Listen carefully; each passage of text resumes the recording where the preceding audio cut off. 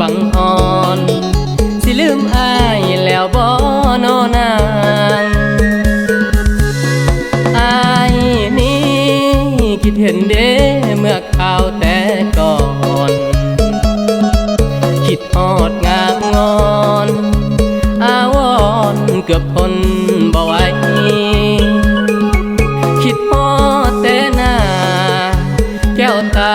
ผู้อยู่แดนไกลคิดเห็นหน้าน้องงามใดโอ้สำไว้ปานใดจึงมา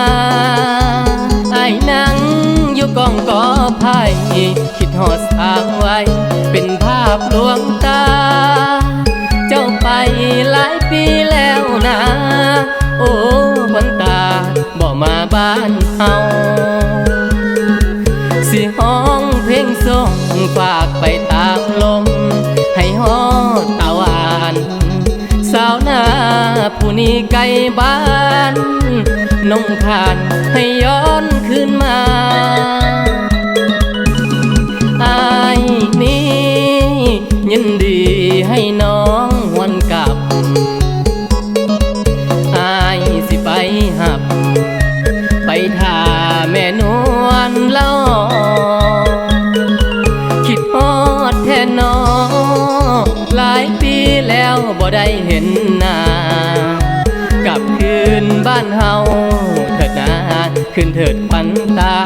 น้ำแม่ขวัญยืน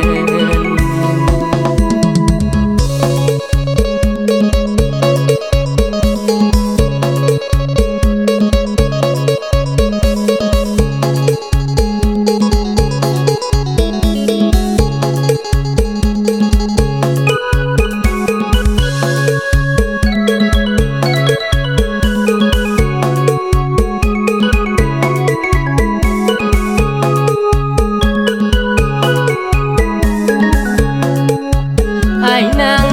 อยู่กองกอไผ่คิดฮอดสร้างไว้เป็นภาพลวงตาเจ้าไปหลายปีแล้วนะโอ้คนตาบ่มาบ้านเฮาสิห้องเพลงส่งฝากไปตามลมให้ฮอดตะวันสาวนาผู้นี้ไกลบ้าน